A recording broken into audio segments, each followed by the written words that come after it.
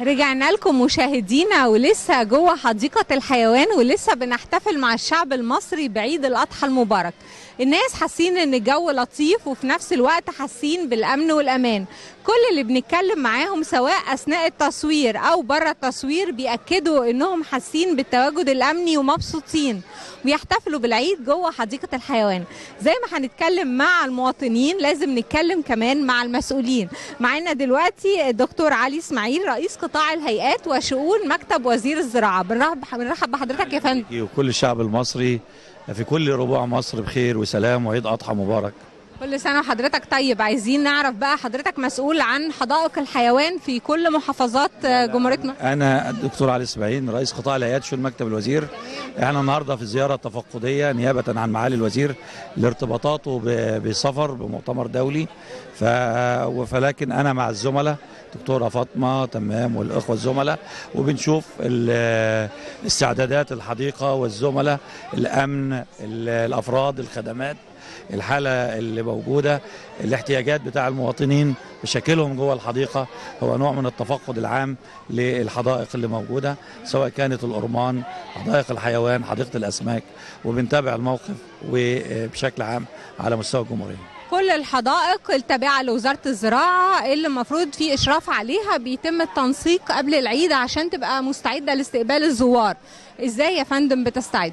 طبعا هو في متابعة فورية، وسبق هذا اليوم اجتماع في الوزارة مع الدكتورة فاطمة والزملاء وهيئة الخدمات البيطرية، وطبعا هم نسقوا مع الأجهزة الأمنية، نسقوا مع الإسعاف، نسقوا مع المطافي، كل الخدمات المرتبطة مع أن اتوقفت الأجازات، كل النبطشيات شغالة، كل الأفراد متواجدين، النظافة، كل الخدمات دي. فطبعا ده الاستعداد للعيد عشان كل مواطن يجي يحس بحالة الأمان. وأعتقد الشعب والناس اللي فرحانة متواجدة في الحديقة بتبين قد إيه مصر هي فعلا بلد الأمن والأمان. الحمد لله. دكتورة فاطمة عايزة أعرف من خلال موقع حضرتك برضو قوليلي عن أهم مهامك لاستقبال العيد. الحقيقة احنا قبل العيد يمكن بشهر بنستعد زي ما قال دكتور علي، وبنعمل اتصالاتنا بكل الأجهزة الأمنية. الحقيقة احنا في أولويات مديرية أمن الجيزة والمحافظة. الحقيقة بننسق معاهم. أهم حاجة إن الزائر يجي يلاقي أمن وأمان. كل الإدارات المختلفة لوزارة الداخلية موجودة عندي متمثلة هنا. بيحاولوا إنه يخلوا في يوم لطيف، ما يبقاش فيه مشاحنات، ما يبقاش فيه خناقات بين الناس، بيفتشوا الناس وهي داخلة. طبعا احنا بنقول إن العيد ده يمكن بتكون الحمد لله الظروف الأمنية أحسن بكتير قوي قوي من الظروف اللي مرت بينا قبل كده. باين على الشعب كله، على الزوار كلهم إن هم جايين، لأن هو زائر الجنينة بيحب يجي كل سنة، هو ليها زائرها اللي متمسك بيها وبالاماكن اللي فيها. بيشوفوا الحيوانات الجديده، عملنا لهم لازم يبقى فيه حاجه جديده كل عيد. فالعيد ده الحقيقه كان عرض الحيوان الفهد الصياد او الفهد الافريقي، ده بقى له 18 سنه ما جاش الجنينه. بالمجهودات الكبيره مع المحبين اللي بقوا بيثقوا في هذا المكان اهدونا الزوج الفهد دون. عرضه جميل ورائع وحاجه جديده قوي. الولدات الجديده، الصيانه الدوريه اللي بنعملها، بنجيب التذاكر من بدري قوي كميات كبيره بحيث ان الزائر يجي ما يبقاش فيه عنده مشكله، جاي يتفسح علشان يتبسط ويمشي ان شاء الله. ان شاء الله. كل سنه حضرتك طيبه وان شاء الله ما فيش مشاكل. زي ما اتكلمنا مع المسؤولين لازم كمان نتكلم مع الاسر، واخترنا موقع مختلف. من شوية كنا في بيت الفيل، دلوقتي احنا هنتكلم من عند الجبلاية، من عند القرود، علشان نشوف الناس بتحتفل ازاي بالعيد، وهنشوف الاسر المصريه. اول اسره معانا، رحب بيك، صباح الخير. كل سنه وانت طيبه. طيب كل سنه وانت طيب. انتوا الصحه والسلامه يا رب ان شاء الله. انتوا لسه عندكم بيبي صغنن بس برضو حبيتوا تيجوا تفرجوه على جنينه الحيوانات. جينا عشان خاطرها يعني نفرجها وكده. حاجه جميله، وحبينا عيد برضه مع اخواتنا المسلمين النهارده في العيد وكده، ونقول كل سنه وانتم طيبين وعيد سعيد علينا كلنا وعلى شعب مصر كله ان شاء الله. انتوا مسيحيين هايل ونازلين تحتفلوا في اول يوم العيد طبعا اصحابنا المسلمين كلهم كل سنه وانتم طيبين والشعب كله بخير ان شاء الله. انتوا طيبين. انتوا دلوقتي فاطرين وكمان شويه هتصوموا، يعني هنحتفل كلنا وناكل براحتنا، وبعد كده اللحمه معاكم دلوقتي هناكل اللحمه بعد شويه هيبقى فيه صيام، واحنا بقى هنحتفل معاكم ان شاء الله لما تفطروا. كل سنه وانتم طيبين. شكرا. باي باي. لسه مع الاسر المصريه. السلام عليكم. كل سنه وانتم طيبين. السلام. لسه بيبي صغنن اللي معاك بس برضو جايين جنينه الحيوانات. باذن الله كل سنه طيبين كلكم. ليه جنينه الحيوانات اول يوم؟ بتبقى اول يوم فرحه بقى والعيد فرحه وكده. ايوه طبعا. كل سنه وانت طيب. حضرتك منين؟ كل سنه وانت طيب. من سوهاج. ومن سوهاج وعايش في سوهاج ولا عايش هنا في القاهره؟ لا انا عايش هنا في العمرانيه بس برضه بسافر سوهاج وجاي مخصوص عشان احضر العيد هنا. طب قول لي بقى ليه حبيت ان انت تحضر العيد في القاهره وما تسافرش للاهل في سوهاج؟ لا هنا زي ما تقولي روقان شويه برضه واخده بالك والجنينه حلوه ووضعها هادي وكويسه وهاديه في اطفال موجودين معاك؟ موجودين معايا في سوهاج. بيتبسطوا بالحديقه الحيوان؟ بيتبسطوا. عندكم في سوهاج حديقه حيوان ولا لا ما فيش والله. الفسحه بتبقى هنا؟ تبقى هنا ان شاء الله. والولاد بيتبسطوا هنا والكبار كمان؟ بيتبسطوا كلهم هنا وبيجيبوا هنا وبيتبسطوا هنا كلهم. العيد الكبير فيه عيديه ولا بس ده عيد اللحمه؟ لا ده عيديه وعيد فرحه وعيد لحمه وعيد كل حاجه حلوه، ده عيد كبير. قول لي يا حاج، طبعا حاسين بالامان وانتوا نازلين في العيد؟ يعني في ناس بتقول لا في المناسبات احنا خلينا في البيت لحسن يحصل مشاكل كده ولا كده، انت ليه نزلت وليه ما خفتش؟ لا فعلا يعني الجو دلوقتي امان هادي فعلا 100 جدا يعني. في اطمئنان وفيها يعني هدوء وفيها امان وفي كل حاجه حلوه ان شاء الله بامر الله. ربنا يبارك لنا في رئيسنا السيسي فعلا، يعني ربنا يبارك لنا فيه ويدوم ان شاء الله الاستقرار كده والحاجات الحلوه والفسح وكده يعني. ان شاء الله ان شاء الله كده بقناه السويس ان شاء الله كده جديده ان شاء الله اللي هي تفتح خير لامه المسلمين ان شاء الله وامه مصر كلها، وفتحه عمل للشباب ان شاء الله وفرص عمل وفي فرحه وفي ان شاء الله في ازدهار وفي كل حاجه ان شاء الله. في امل، في خير جاي. طيب انت اول يوم العيد اهو جيت جنينه الحيوانات وتاني يوم اكيد مع الاسره وفي فسح، ناوي تروح قناه السويس الجديده المشروع تشوف العمال وتزورهم ولا بس هتقول من هنا وخلاص؟ طبعا بنزورهم برضو واحنا بنشجعهم ومعاهم احنا يعني. لازم الدعم ده، لازم نروح نزورهم ونقول لهم شدوا حيلكم واحنا معاكم. ان شاء الله جديده يعني ان شاء الله وخير ان شاء الله شديد ان شاء الله. ان شاء الله. طب ممكن نتكلم مع الناس اللي ورا؟ كل سنه وانت طيب. الف صحه وسلامه. اسمك ايه؟ احمد. احمد جاي لوحدك ولا مع الاسره؟ لا جاي مع اخويا سيف. عندك كام سنه يا سيف؟ 14. اول مره تيجي جنينه الحيوانات ولا جيت قبل كده؟ أول مرة. اول مره ما جيتش خالص. اكتر حاجه عجبتك ايه؟ كل حاجة. كل حاجه. شفت الفيل وشفت الاسد وهنا عند النسانيس وايه؟ طب ما شفتوش؟ شفت سيد قشطه؟ شفت. وكلب البحر؟ لا كلب بحر. لا. طيب بتاكلهم ولا بتسيب الحارس ياكلهم وانت بتتفرج وخلاص؟ انا بتفرج وخلاص. ليه بتخاف ولا ايه؟ ما تخافش، خليك شجاع كده بس ابعد عن الاسد. وانت بقى قول لي ليه جيت مع اخوك جنينه الحيوانات؟ يعني ليه ما رحتوش مثلا مكان تاني؟ ليه حابين جنينه؟ بقى لي فتره كبيره ما جيتش هنا اهوت من ايام ما كنا صغيرين، فلما بنكبر بقى يا نيجي مع اخواتنا الصغيرين يا نيجي مع اولادنا يعني. بس كويس. بما انك بقالك سنين ما جيتش، ايه الجديد؟ يعني بقالك سنين ما جيتش، جيت لقيت ايه مختلف؟ لا والله الجنينه برضو يعني ما اختلفتش كتير عن الاول، واخده بالك، بس يعني الجو بقى اهدى شويه، يعني الجو بقى اهدى كتير.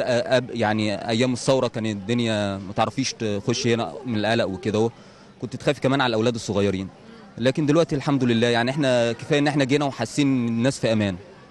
في ناس في امان. بس انت بتقول الجنينه ما اتغيرتش، معقوله من سنين ما شفتش تطوير، ما شفتش نظافه اكتر، الحيوانات موجوده اكتر؟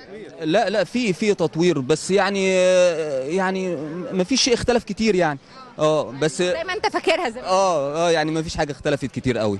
على العموم كل سنه وانتم طيبين. نشوف الاسر بقى اللي موجوده معانا كمان. مساء الخير، كل سنه وانتم طيبين. كل سنه وانتم طيبين. انت حضرتك طيبه. جايين منين؟ احنا اصلا من الاقصر بس احنا عايشين في مصر يعني. طيب جميل، حلو قوي. انا معجبه جدا ان الناس جايين من محافظات، يعني انتوا عايشين هنا في مصر لكنكم فضلتوا في العيد انكم تبقوا موجودين ما تسافروش. لا طبعا نتفسح وكده عشان الولاد. لا بس احنا عايشين في مصر اصلا يعني. ما هو ممكن في العيد ترجعوا. مصر. لا احنا عايشين في مصر. وحضرتك من الاقصر طبعا؟ كلكم من الاقصر؟ اخواتي اخواتك. في اطفال معاكم ولا انتوا بس كبار؟ بره كمان بس هم مرتش مكسوفين. طيب ليه حبيتوا تيجوا تقضوا العيد في جنينه الحيوانات؟ احنا على طول كل عيد لازم نروح حته من اي حته في مصر. جنينه الحيوانات طبعا بتلم كم كبير قوي من الشعب المصري، والشعب المصري في اي حاجه بيفرح مهما حصل في البلد، لازم يفرح بالاعياد كلها طبعا. وانت مبسوطه بالجنينه؟ اسمك ايه؟ اسمي مها. مها مبسوطه بجنينه الحيوانات؟ اول مره تيجي ولا جيتي قبل كده؟ لا جيت قبل كده. اكتر حيوان عجبك في الجنينه ايه؟ فيل. فيل. اكلتيه البطاطا ولا لا؟ اه. صورتي مع الفيل ولا لا؟ اه. لا لازم تتصوري مع الفيل عشان توريها لاصحابك في المدرسه. انا صورت مره. صورتي مره، كفايه مره. وحضرتك اسمك ايه؟ فاطمة. برضو من الاقصر؟ لا أنا من بلد تانية أنا. هي اللي جابتك القاهره بقى. قول كده برافو عليكي. قولي لي بقى، العيد ما فضلتوش تقعدوا في البيت وتطبخوا اللحمه والشوربه والحاجات دي؟ كل ده بعدين بقى، لكن دلوقتي الهوا في الجنينه وكده احسن يعني. اصل احنا على طول قاعدين بنعمل اكل يعني، هنبدا حتى في العيد هنقعد نعمل اكل، اكيد نتفسح برضه يعني. فسح بقى نرجع كفايه بقى اكل. حضرتك الاقصر برضه؟ طبعا باذن الله. اول مره تقضي العيد هنا ولا انت عايشه برضه في القاهره؟ لا احنا بنيجي من الاقصر كل سنه في العيد عشان نيجي على طول جنينه الحيوانات. انت عايشه هناك وتيجي جنينه الحيوانات في العيد، ليه جنينه الحيوانات؟ تعالي معاها كده. حلوه، بنحب نتجول فيها ونتفرج فيها على كل حاجه يعني، لازم في العيد ده لازم نيجي على طول في جنينه، ما نروحش اي مكان تاني. طب ايه الجديد اللي شفتيه العيد اللي فات والمره دي لقيتيه احسن وفي تطوير او في نظافه؟ الحديقه بصراحه دلوقتي فيها تطور جامد غير الاول خالص يعني، نظافه وفي نظام وفي امن وفي حاجات كتيره، كل المطالب الواحد بيحتاجها بيلاقيها. الحيوانات بقت احسن من الاول كتير. حيوانات مبسوطه. في ناس كانت خايفه تنزل وبيقولوا لا ده هيحصل مشاكل وخلينا قاعدين في البيت اضمن. الحمد لله دلوقتي بقى الامن غير الاول خالص، الحمد لله. الامن اتغير عن الاول والدنيا حلوت يعني في البلد، الحمد لله. الحمد لله. يعني انتم مطمنين ومبسوطين؟ الحمد لله وربنا معانا طبعا. تقولوا الناس اللي قاعدين في البيت ما تقعدوش وانزلوا انطلقوا في الحضاره. الله لا، كل واحد يخليها على الله، واللي ليه نصيب في حاجه اصلا بيشوفها يعني. انت ليكي نصيب في حاجه هتنزلي تشوفيها، مالكيش نصيب خلاص هتفسحي وتروحي بيتك. وعارفين القاهره فيها ايه، ورغم كده عارفين فيها امان. احنا عرفنا من هناك من المحافظه بتاعتنا من بلدنا ان القاهره غير الاول، فيها امان وامن جوه الجنينه وبره الجنينه في الشوارع بصراحه غير الاول. سمعتي من بره وانت هناك في الاقصر ولما جيتي اتاكدتي ان الكلام ده صح؟ طبعا اتاكدت ان في امن غير الاول الحمد لله. ما كناش خرجنا، احنا جايبين عيالنا كلها هي معانا الحمد لله يعني، وربي يديمها نعم علينا بحق جاه النبي يا رب ان شاء الله. ممكن نعدي للناس اللي وراكم؟ كل سنه وانتم طيبين. كل سنه وانت طيبه. سايبه حضرتك عامله ايه؟ جايه منين؟ من بنها. من بنها جنبينا جيران يعني. اخبار العيد في بنها ايه؟ كويس. بس انتوا حبيتوا برضو تيجوا الجنينه؟ تغيير. الاطفال بيبقوا مبسوطين اكتر؟ طبعا. ايه اكتر حاجه عجبتك في الجنينه؟ كل حاجه. الواحد كان خايف ممكن يبقى فيه قلق او حاجه زي كده، بس كده لقينا فيه امان يعني. غير الحيوانات في حدائق موجوده، في قلعه النباتات، في حاجات كتير، رحتوا شفتوها ولا لا؟ لا لسه والله. في جبلايه جوه تحفه فيها الشعاب المرجانيه، في شويه حاجات شفناها بس لقيناها كويسه كلها يعني الحمد لله. لسه هلفوا كمان شويه هتتبسطوا اكتر. كل سنه وانت طيب. طيبه حضرتك. كل سنه. عايزه اعرف ليه جيت جنينه الحيوانات؟ والله كل عيد وفرحه بقى، كل سنه طيبه، ولازم نتواجد ونتفرج على الحيوانات. وبعدين احنا بنشكر الداخليه ونشكر وزير الداخليه على الامن اللي موجود النهارده، والشرطه منتشره بشكل منتظم جدا، وفي اسعاف وفي امن وامان يعني. الخدمات كلها متوفره جدا، والحيوانات كلها موجوده النهارده، وبنشكر الفريق عبد الفتاح السيسي طبعا، وبنشكر وزير الداخليه الحمد لله، ونتمنى الخير لمصر دايما ان شاء الله. ان شاء الله طبعا. كل سنه وانت طيبه. طيبه. كل سنه وانت طيبه. وكل سنه وانت طيب. طيبه.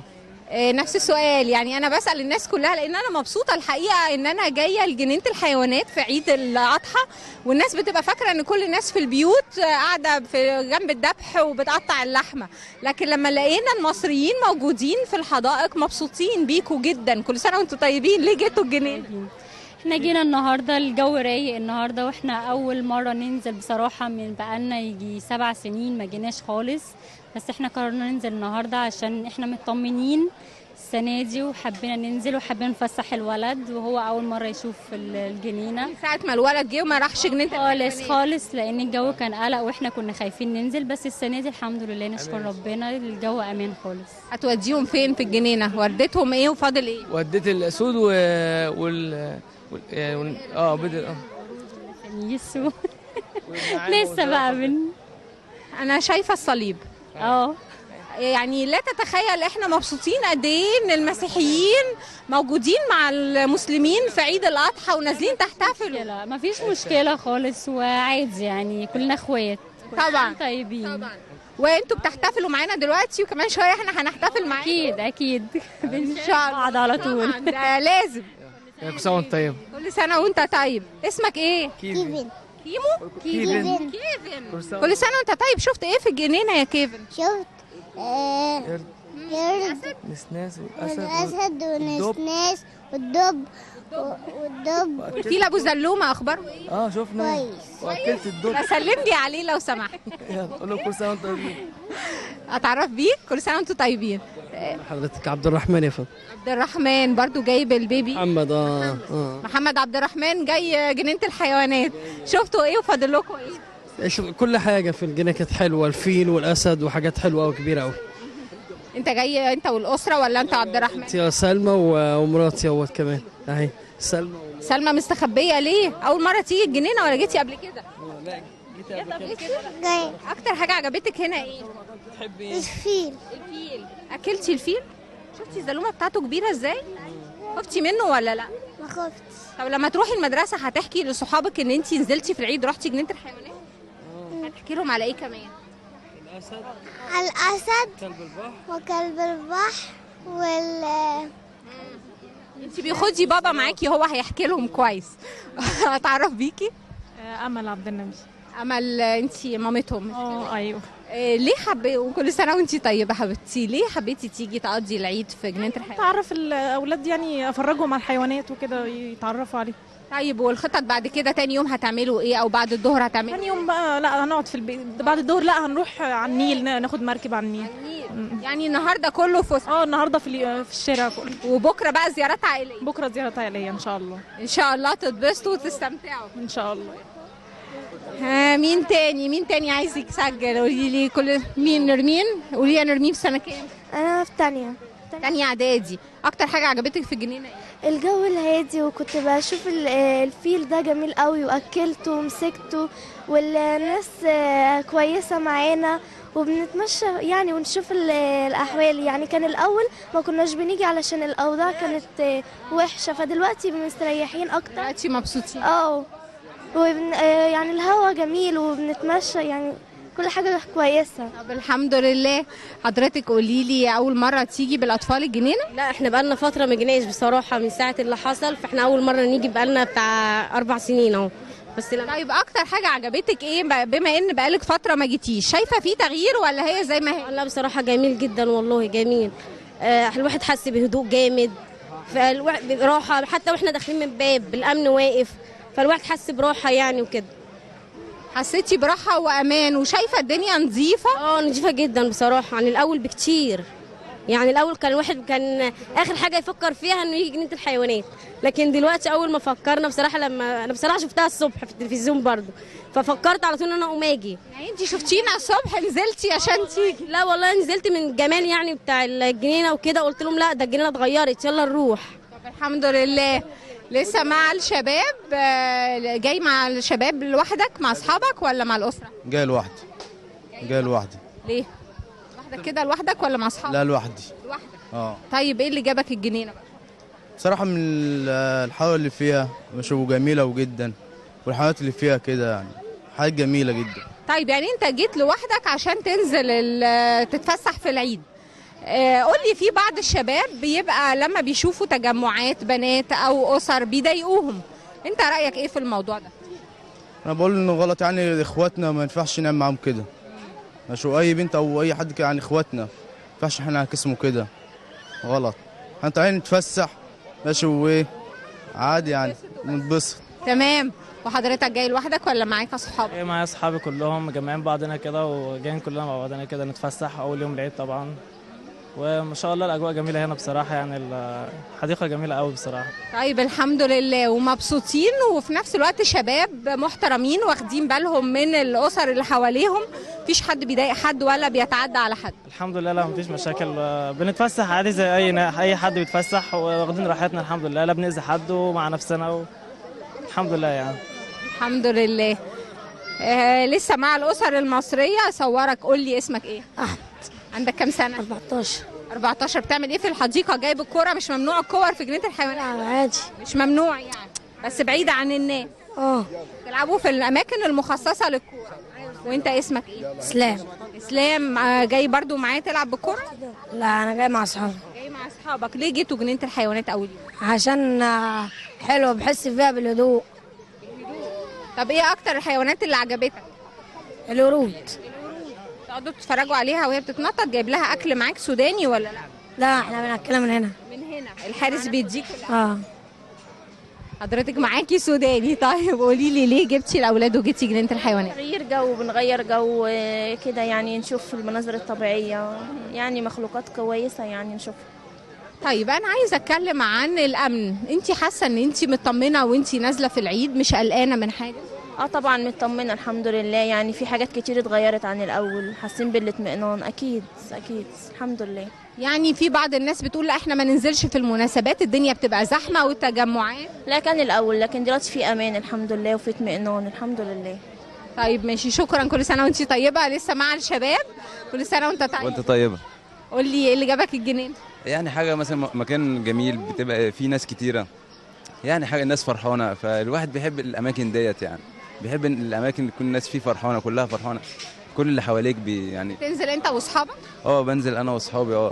طيب تجمعات الشباب دي ما بتعملش مشاكل في الاماكن العامه؟ لا خالص، ما بتعملش على فكره خالص، ما بنعملش مشاكل خالص، بالعكس احنا ممكن نتفرج، ممكن لو لقينا مثلا حاجه بنحاول نفكها مثلا، او نحاول نبعد المشاكل خالص عن يعني انتوا بتبقوا نازلين تتبسطوا وفي حالكم، لا بتضايقوا حد ولا يعني بتسببوا مشاكل؟ لا خالص، ما بنسببش مشاكل لاي حد ولا بنضايق اي حد. طب الحمد لله، يا رب دايما. كل سنه وانتم طيبين. قولي لي يا حبيبتي، انت اول مره تيجي الجنينه ولا جيتي قبل؟ لا جيت قبل كده وانا صغيره. وانت صغيره، ولما جيتي وانت كبيره شايفه ايه مختلف؟ حسيت بتغير والامن مستتب كده، وحاسه بتطمئن وانا داخله، مش خايفه يعني ان يحصل ضرب ولا. الحمد لله. وفي نفس الوقت مبسوطه وانت بتتفرجي على الحيوانات. زمان بقى وانت صغيره ما كنتيش لسه يعني مركزه قوي، دلوقتي رايحه تدوري على حاجه معينه، الفيل او اجمل حاجه في عند الحيوانات في معلومات متعلقه كده عندهم، بقراها وانا ماشيه. معلومات تعرفي المعلومه، تعرفي الحيوان ده اصله منين وموجود طبيعته ايه وبقاله كام سنه والحاجات دي. تستفيدي منها. طيب لما هترجعي بقى البيت او بعد المدرسه، لما ترجعي من الاجازه، هتحكي لهم انك جيتي الجنينه وكنتي مبسوطه؟ ولو في رحله مع المدرسه لحديقه الحيوان هتروحي ولا خلاص؟ هروح. هتروحي برضه؟ ان شاء الله تتبسطي. زينب صغننه مش هتعرف تتكلم. اسمك ايه يا هنا؟ هنا اسمك هنا؟ طب كويس والله. بقالك قد ايه جيتي الجنينه قبل كده ولا دي اول مره؟ دي اول مره. اول مره. دي اول مره. اكتر حاجه عجبتك؟ الفيل. الفيل. وايه كمان؟ والاسد والنعامه والبط والوز.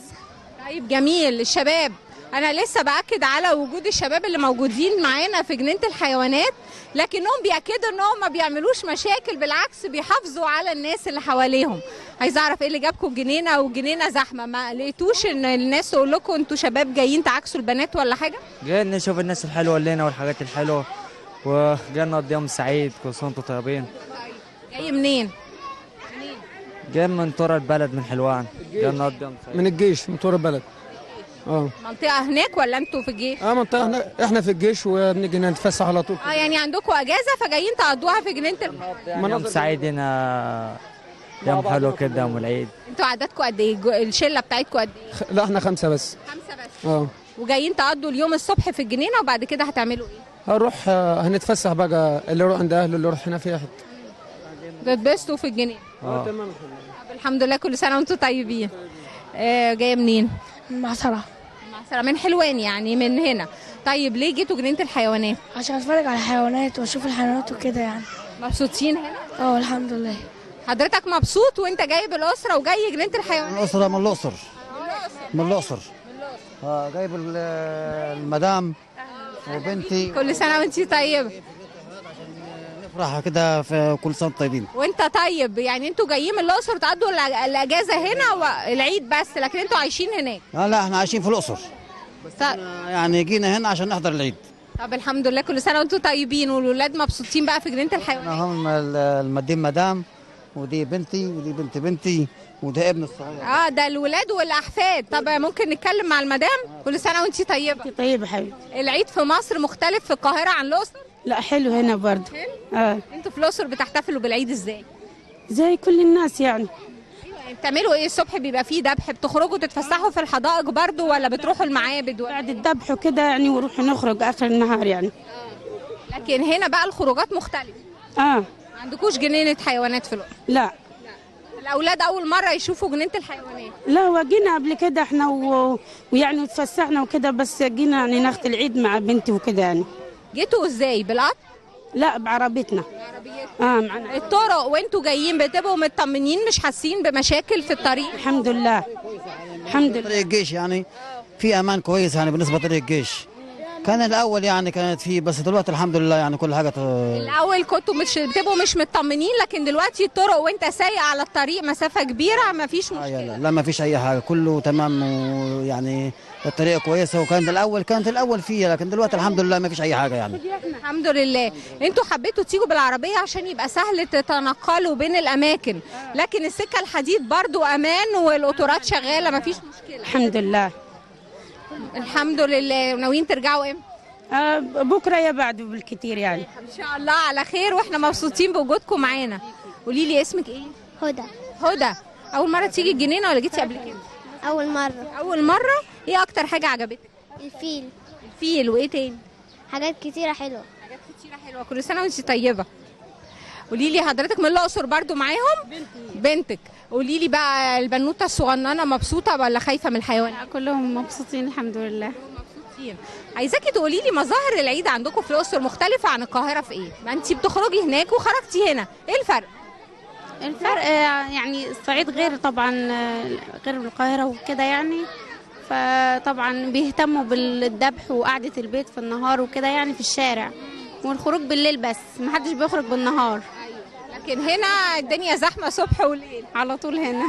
هنا احلى اكيد طبعا. بس لما بتخرجوا بالليل في الحدائق في الاقصر الدنيا برضو بتبقى زحمه، وبيبقى برضو حاسين بالامان. اول يوم وتاني يوم كده بيبقى زحمه. وعلى فكره احنا عندنا جنينه حيوانات برضو في الاقصر. فيها بس اكيد اصغر من هنا شويه. هي صغيره شويه بس برضو اسمها جنينه حيوانات يعني، لسه جديده يعني. بس رحتوا زرتوها؟ رحنا زرتوها. حلوه جميله. تنصحي الناس هنا انهم يروحوا الاقصر من ضمن الاثار والحاجات اللي هيشوفوها يروحوا زياره لجنينه الحيوانات؟ حلوه ان شاء الله. ان شاء الله ربنا. ان شاء الله. كل سنه وانت طيب. احنا الحقيقه اتكلمنا مع الاسر المصريه اللي موجوده، وكمان مع الاجانب، وشفنا مسلمين وشفنا مسيحيين. الحقيقه العيد بيجمع المصريين كلهم، ما بنبقاش عارفين مين المسلم ومين المسيحي، ما بنبقاش عارفين ده من الاقصر ولا من اسوان ولا من القاهره ولا منين. المهم ان كلهم مبسوطين وكلهم حاسين بالامن والامان، وكمان حاسين ان مصر فيها رئيس جمهورية حريص عليها وهو فخر لينا جوه وبره. كلهم أكدوا على كده. يعني احنا اتكلمنا مع الناس، في ناس اتكلمنا معاهم قبل التصوير محرجين شوية انهم يتكلموا قدام الكاميرا، لكنهم بيأكدوا انهم فخورين وحاسين ان العيد السنة دي مختلف. ولسه في معانا لقاءات تانية. تعرف بيكي؟ مدام زينب. مدام زينب من القاهرة. من القاهرة. ليه جيتي جنينة الحيوانات أول يوم العيد؟ ابني طبعا بيحبها، كل سنة متعود على ان احنا نيجي. كل سنة في العيد الكبير ولا كبير أو صغير؟ مش عارفة. صغير، ممكن في الأجازات. يعني أسعارها كويسة والعيال بتتبسط يعني. وبتيجوا وتقضوا اليوم كله وسعر التذكرة قليل، وفي نفس الوقت بتقضوا اليوم بيلعبوا وبيتبسطوا. صح كده، تمام فعلا. وانت اسمك ايه؟ احمد. احنا اتكلمنا معاك يا احمد. انت اسمك ايه؟ يوسف. يوسف. مبسوط بالجنينه؟ طبعا. اكتر حاجه عجبتك ايه؟ اكتر حاجه خالص؟ العيد نفسه. طيب وانت اسمك ايه؟ زينب. كل سنه وانت طيبه يا زينب. وانت طيب. احنا خلصنا لقاءاتنا، هنسيبكم مع برامج القناه الاولى، وبعد شويه اكيد هنرجع لكم من مكان تاني ونعيد عليكم مره تانيه، وكل عيد اضحى ومصريين بالف خير.